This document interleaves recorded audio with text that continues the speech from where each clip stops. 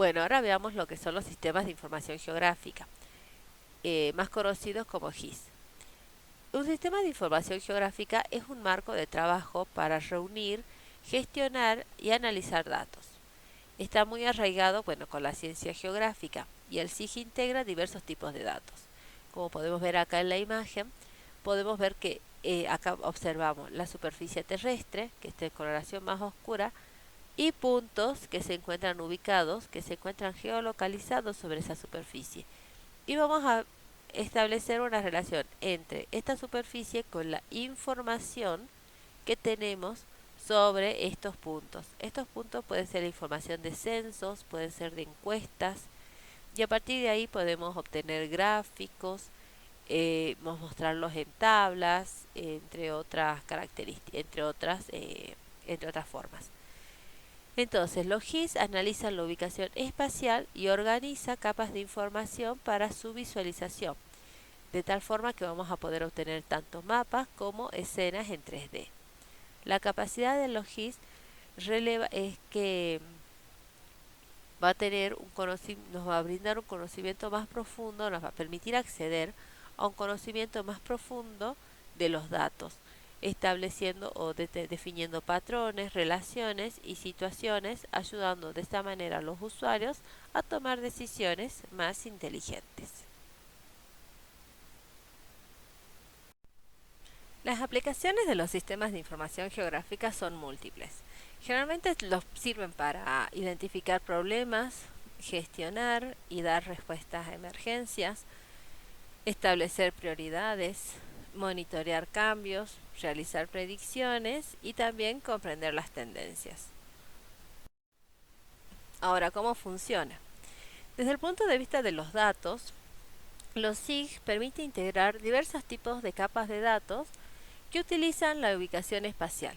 O sea, todos los datos pueden ser ordenados dentro de un sistema de información geográfica siempre y cuando los mismos estén geoespacializados, o sea, estén ubicados en el espacio. Entonces, a partir de ahí vamos a poder cargar datos al objeto que estamos caracterizando. Por ejemplo, un árbol. Tenemos del árbol cuánto mide en altura, cuánto es su diámetro a la altura del pecho, no sé, cuál es la especie, si se encuentra ubicado dentro de una finca, si se encuentra ubicado ya dentro de una región, dentro de un bosque nativo. Tenemos diferentes elementos que caracterizarían al árbol en sí. Entonces, si uno a ese árbol lo geolocaliza con un GPS, tomamos las coordenadas de ese árbol, dentro del GIS lo vamos a ver como un objeto, pero que está asociado a una tabla que contiene toda la información respecto a ese objeto. Entonces, los datos de GIS incluyen imágenes, atributos y mapas base vinculados a hojas de cálculo y tablas. También, por otra parte, se pueden efectuar análisis. El análisis espacial permite realizar evaluaciones en términos de adecuación y capacidad, estimar y predecir, interpretar y comprender, y varias cosas más, ofreciendo así diversas perspectivas al conocimiento y a la toma de decisiones. En cuanto a los mapas, vemos que los mapas es un contenedor geográfico para las capas de datos y análisis con los que vamos a tener que trabajar.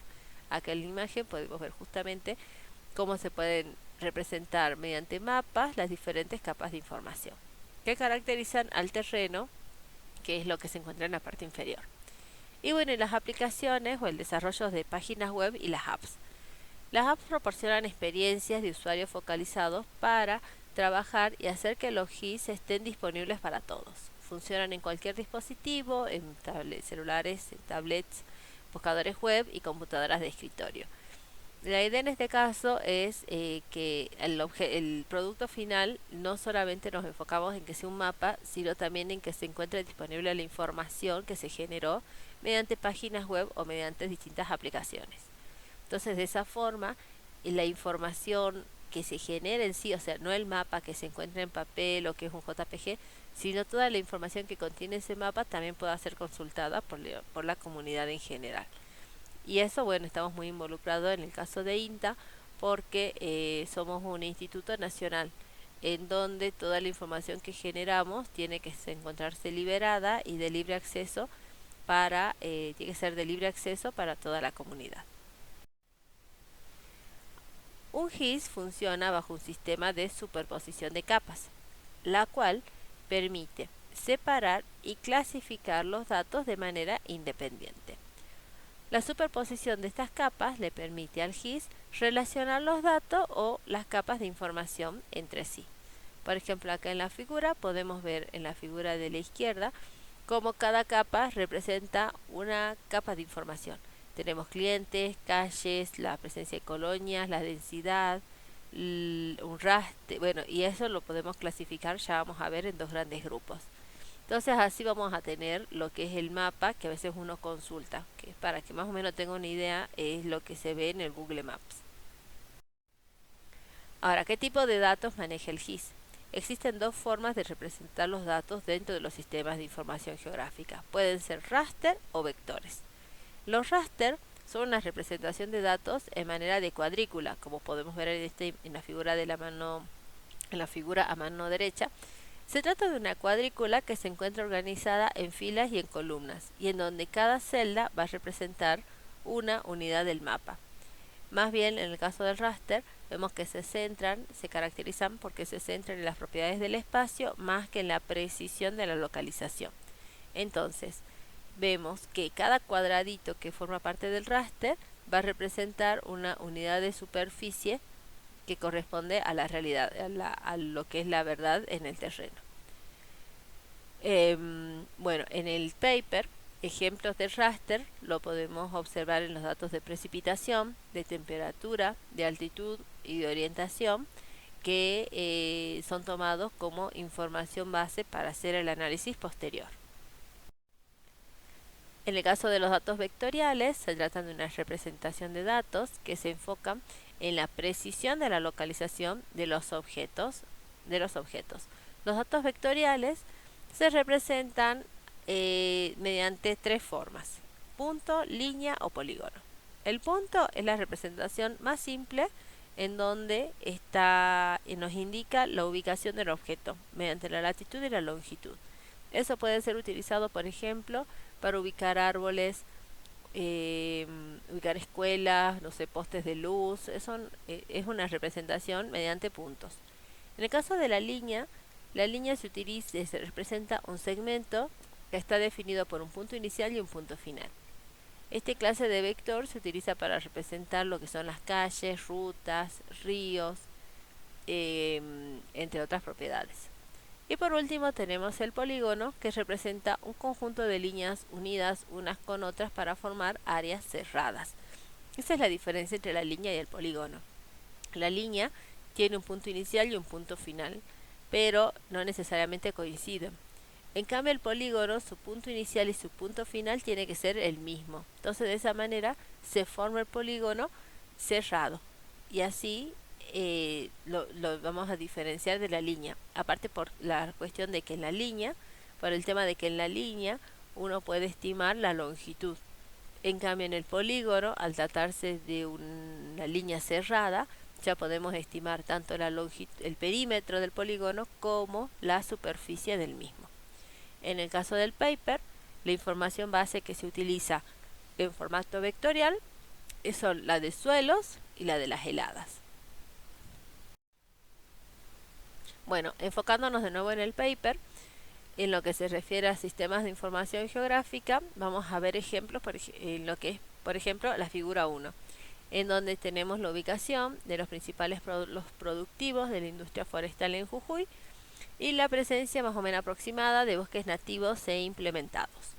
Entonces, en esta figura observamos polígonos que nos permiten diferenciar los polos productivos, que tenemos este polígono verde, que es el polo productivo de San Salvador, el marrón oscuro, que es el de Santa Bárbara, y este marrón clarito, que es el polo productivo de San Pedro. Como arbolitos son datos puntuales que estarían representando los bosques nativos, y como arbolito rojo nos estarían indicando donde tenemos bosques implantados. Además tenemos los accesos, que estarían representados por línea, las rutas de las vías de acceso que estarían representadas por líneas. Y tenemos, por ejemplo, también a manera de datos de puntos, las localidades. En el caso de la figura 2 ocurre algo similar. En este caso tenemos representada la demanda de madera y sus usos. Entonces, mediante puntos, de manera puntual, tenemos como información representada lo que es la ciudad, las localidades y los parajes. Y en las líneas, en formato de líneas, están representados los caminos, que son caminos de pavimento y caminos de tierra en este marrón más oscuro. En el caso, en la figura 5, vamos a poder ver que está indicado los movimientos de madera de bosques nativos en la provincia de Jujuy. Entonces, estas líneas amarillas indican los movimientos de madera, que justamente se trata de lo que se denomina, es un formato vectorial a manera de líneas. Y luego tenemos, bueno, los límites departamentales, que se tratan de polígonos. Me olvidé decirles que el formato es lo que se llama, a ese tipo de formato, ya sea línea, punto, polígono, se lo denomina shape. Bueno, en la figura 6 también vemos que indica cuáles son los movimientos de madera, pero no solamente dentro de la provincia, sino también interactuando con la provincia de Misiones. En la figura 11 tenemos, por ejemplo, este tipo de mapa, en donde está representada la ubicación de la demanda, indicando el volumen de consumo potencial en metros cúbicos por año y las hectáreas que se deberían implantar para satisfacer esa demanda. Entonces, en este tipo de mapa vemos que además de colocar los formatos vectoriales, se colocan gráficos. Los formatos, lo que son los shapes, se colocan gráficos sobre el mapa de manera que se puedan entender, por ejemplo, los sitios de demanda. Y luego tenemos cuál es la zona en que se estaría analizando con el área roja, con línea roja, perdón, que representa un polígono. Y bueno, y luego las categorías, que esto significa, esto es un mapa del ordenamiento territorial de la provincia de Jujuy. Y bueno, y por último ponemos, por ejemplo, la localización de las plantaciones forestales en base a parcelas catastrales. Esta es información que proviene de inmuebles generalmente, que es el límite de inmueble, que es un polígono en color verde, y los rodales, que están representados en color naranja. Bueno, muchas gracias por su atención. Esto ha sido como una muy breve manera de explicarles cuáles son las herramientas actuales que existen y a las que ustedes pueden acceder para caracterizar los recursos forestales, para caracterizarlos, hacer un relevamiento, monitorearlos. La idea es que no se realiza, o sea, es utilizar estas herramientas como una gran fuente de información actualizada, objetiva, en donde se puede sacar realmente una gran cantidad de información justamente de lo que estamos relevando, pero es muy importante hacer la segunda parte, porque esta vendría a ser la primera etapa cuando se realiza cualquier tipo de estudio, en donde se enfoca al estudio de gabinete, de tal manera de maximizar el aprovechamiento de los costos, de los gastos que se van que involucra realizar un viaje a campo. Entonces, si ustedes están por realizar algún tipo de análisis de estudio en una región, es necesario recopilar toda la información preexistente, ver cuál es la situación actual, analizar con las imágenes satelitales, ver cuáles son, por ejemplo, las vías de acceso mediante los sistemas de información geográfica, y de esa forma uno va al campo con otra visión, ya no a ver qué es lo que hay, sino para ver si lo que ustedes definieron en gabinete es lo que existe realmente y en dónde se producen las diferencias. Incluso mediante las imágenes satelitales, mediante lo que es la teledetección, se diferencian objetos, propiedades que son bien contrastantes. O sea, uno puede llegar a distinguirlo y saber cómo es realmente lo que se está viendo en la imagen, que corresponde con lo que existe en el terreno. Pero hay zonas en donde no es tan sencillo llegar a hacer esa discriminación. Entonces, es mucho más provechoso gastar el dinero en ir a esas regiones, a esas áreas en donde se tienen dudas respecto a de qué se trata, a regiones en donde obviamente ya sabes que está el río, que está el camino, que se tratan de bosques puros de una cierta especie. En cambio, es preferible ya mediante la teledetección y con los GIS poder ya saber en qué áreas vas a enfocar tu trabajo de campo, el trabajo de campo de cada uno de ustedes. Así que bueno, muchas gracias realmente por su atención y cualquier consulta, mi mail ya se la estoy dejando a la profe.